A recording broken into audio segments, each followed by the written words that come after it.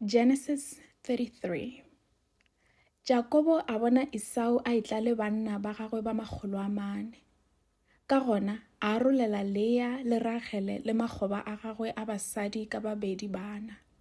A etiša magoba le bana ba ona pele. Gwa latela Lea le bana ba gagwe, mme mafelelong gwa ba Rachele le Josefa.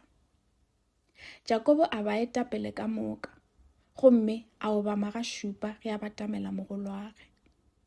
Esau yena a kganyelela go mo gahlanyetša, a mo ubarela, a mo atla, gomme ba lla.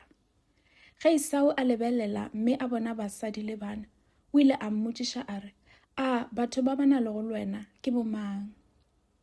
Jakobo a mo fetola a re, ba ke bana ba Modimo a mphile go bona ka botho bja gagwe, nna mohlanka wa gago.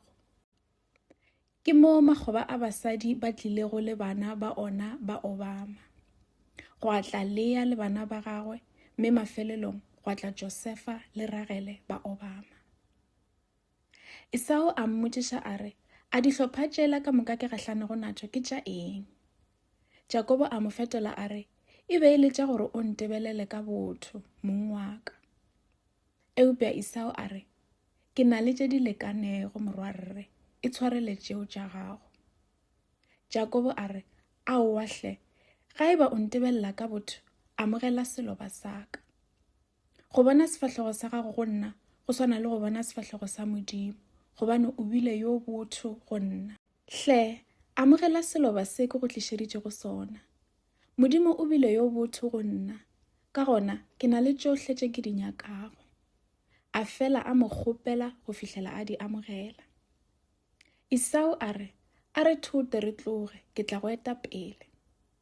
Jakobo a mo fetola a re, mongaka, wa tseba gore bana ba esale ba bannyane, le gona ke swanetše go gopolela dihuswane le dikgomo tša ditswetše. Ge di ka gapja kudu e šita le letšatši le letee, dihuswane ka moka di tla hwa. Hle, nkete pele, gomme nna ke tla latela ke neneka ke iketlile, ke ya le moneneko wa dikgomo le bana, go fihlela ke go swara kwa Seiri. Esau a re, gona a ke go tlogele le banna ba ka ba bangwenyana. Fela Jakobo a mo fetola a re, e le gore o direlang?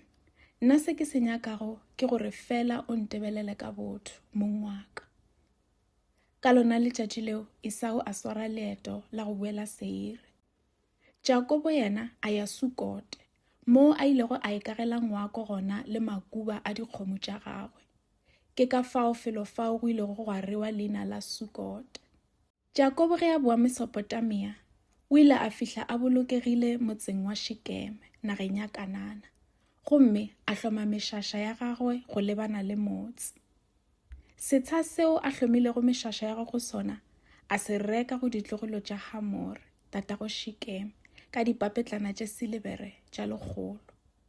A aga aletare moo, gomme a e reela Ele, Modimo wa Israele.